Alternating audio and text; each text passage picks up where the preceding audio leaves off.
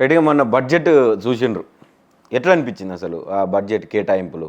అన్న బడ్జెట్ ఎంత ఉత్తదే అంకెల గారడి తప్ప దాంట్లో ఏం లేదు.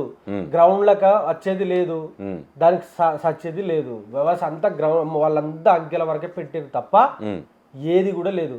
మా యొక్క విద్యాశాఖకి 15% బడ్జెట్ కేటాయిస్తామని చెప్పేసి మాట్లాడినటువంటి ఈ కాంగ్రెస్ నాయకులు ఈ మేనిఫెస్టోలే పొందుపరిచారు వాళ్ళు. ఇదే మేనిఫెస్టోలో ఒక పాయింట్ ఉంటుంది, విద్యాశాఖకి మేము 15% కేటాయిస్తామని పెట్టిండు. కానీ ఇప్పుడు వాళ్ళు ఎంత ఇచ్చారు తెలుసా అన్న? జస్ట్ 7.5 ఏమో ఇచ్చారు వాళ్ళు. సగం దేనికి సరిపోతాయి? దేనికి సరిపోతాయి చెప్పండి? అంటే ప్రతి సెక్టార్లో కోతారే, ఎవ్రీ సెక్టార్లో కోత. అసలు దివారా లేని పరిస్థితిలో వేయాలి బడ్జెట్ కేటాయించారు తప్ప ఏది లేదు ఆడ. ఉత్తదే అంత డొల్లా. అంటే ఇప్పుడు వాళ్ళు చెప్తున్నటువంటి మాటలు కూడా అబద్ధాలు అంటారా? అరే మీరు గమ్మత్తున్నారు కింద సేపు చెప్పిరన్న, మీకు ఏది నిజం చెప్పిరన్నా? ఏది నిజం చెప్పిరన్నా చెప్పండి? బడ్జెట్ తోటి ఇక మన రాష్ట్రం వల్ల అన్ని వర్గాలకు మేము న్యాయం చేస్తున్నాం అని చెప్పి మాట్లాడుతూ ఉన్నారు అన్న. ఏ వర్గం న్యాయమైంది చెప్పండి మీరు నాకు? రైతాంగం సంతోషంగా ఉన్నదా అన్న ఇవాళ రాష్ట్రంలో? ఒక్క ఎకరాకి నువ్వు రైతు బంద్ చేస్తే సంతోషంగా ఉంటుందా రైతు? మొన్న కాళేశ్వరం నీళ్ళు వదిలేసిండ్రు కదా, ఇక మంచిగా. కాళేశ్వరం ఇప్పుడు కాళేశ్వరం కూలిపోయింది అన్నారు కదా వీళ్ళు, మరి ఎట్లా వదులుతాడు? కాళేశ్వరం మొత్తము అది కరప్షను, కాళేశ్వరం కూలేశ్వరము, అది ఉత్తదే, దాంతో అవసరం కూడా లేదని చెప్పి మాట్లాడిన ఈ కాంగ్రెస్ నాయకులు మరి నీళ్ళెట్లో తిరిగారు. అంటే నేను రిపేర్ చేస్తా ఇక మళ్ళా దాన్ని వాడకంలోకి తేవాలని ఫిక్స్ అయినంటారు రేవంత్ అన్న. ఇగో వాళ్ళు ఏం చేసినా రైతులు అనేటోడు పక్కా కేసీఆర్ గారు కట్టిన కాళేశ్వరము దానివల్ల మాకు నీళ్ళు వచ్చినాయని చెప్పేసి నమ్మకంగా ఉన్నారు వాళ్ళు. వాళ్ళు ఎంత మిస్లీడ్ చేసినా వాళ్ళని ఎంత మిస్గైడ్ చేసినా నమ్మే పరిస్థితుల్లో లేరు వాళ్ళు. రైట్, ఇప్పుడు ఈ హేట్ స్పీచ్ తోటి ఆ బిల్లు తోటి ప్రతిపక్షం ఏమన్నా సైలెంట్ అయ్యే అవకాశం కనిపిస్తుందా? ఎందుకు సైలెంట్ అవుతాము? మాకు కూడా 39 మంది ఎమ్మెల్యేలను బీఆర్ఎస్ పార్టీని గెలిపించారు కదా తెలంగాణ రాష్ట్రంలో. వాళ్ళ కోసం నిలబడే హక్కు మాకు లేదా? వాళ్ళ కోసము నిలబడాలి కదా. మేము అడుగుతాం, ప్రజాస్వామ్యబద్ధంగా అడుగుతాం. బాబాసాహెబ్ అంబేద్కర్ కేటాయించినటువంటి మాకు ఫ్రీడమ్ ఆఫ్ స్పీచ్ ద్వారా లోబడే అడుగుతాం. మేము మాకున్న హక్కుల పరిమితులు లోబడే మేము అడుగుతాము.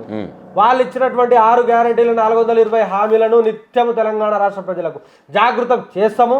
వివిధ మాధ్యమాలలో, సోషల్ మీడియా ద్వారా కావచ్చు, ఆర్టికల్స్ రూపంలో కావచ్చు, మీలాంటి జర్నలిస్టులు కూర్చోబెడితే ఇట్లా ఇంటర్వ్యూ రూపంలో కావచ్చు, ఇంకా వివిధ దశల వారిగా దఫల వారిగా దాన్ని నిత్యం అడుగుతూనే ఉంటాం, వాళ్ళని కడుగుతూనే ఉంటాం. అంటే నేనెందుకు అడుగుతున్నా ఈ క్వశ్చన్ అంటే, ఈ బిల్లు కంటే ముందరనే బిల్లు లేకముందే కేసులు చూస్తున్నాం మనం.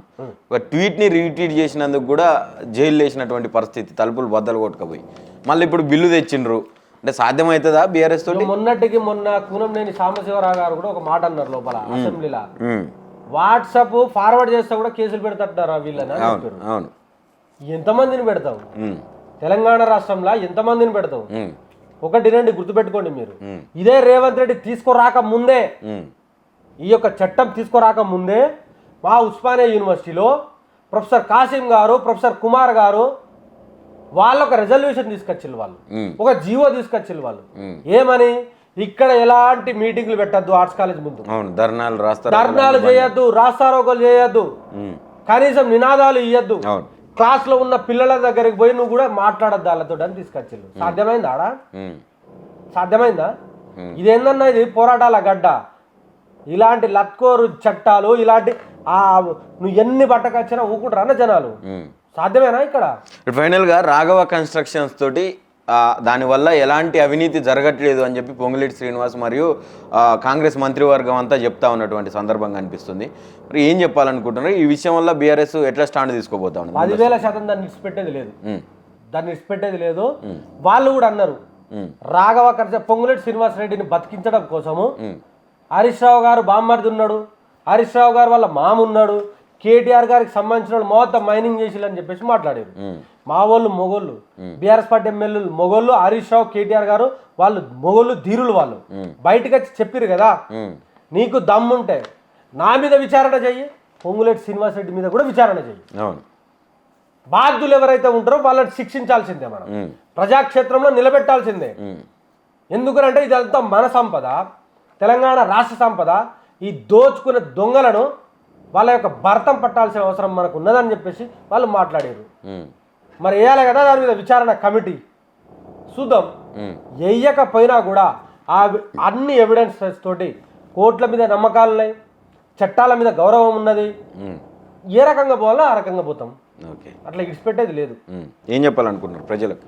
ఇక ప్రజలకు ఏం చెప్తామన్నా, ఎలాగో 2.5 సంవత్సరాలు ఇబ్బంది పడ్డాం, కష్టపడ్డాం, ఇలా బతుకుతా ఉన్నాము. ఇంకో 2 years వెయిట్ చేద్దాం, కేసీఆర్ గారిని తీసుకొచ్చుకుందాం. మనకి ఇచ్చేటువంటి గతంలో వచ్చిన దానికంటే మంచిగా మెరుగ్గా తెలంగాణ రాష్ట్రాన్ని బాగుపరుచుకుందాము. ఓపికతోటి ఉందాం. ఎక్కడ పడితే అక్కడ ఈ కాంగ్రెస్ నాయకులు వస్తే వాళ్ళను మనం నిలదీద్దాం, అడుగుదాం, ప్రశ్నిద్దాం. ఇచ్చినటువంటి 6 గ్యారంటీలు 420 హామీల మీద నిత్యం వారిని జాగృతం చేస్తూనే ఉండాలి మనం అని చెప్పేసి నేను నా యొక్క అప్పీల్ చేస్తా ఉన్నా.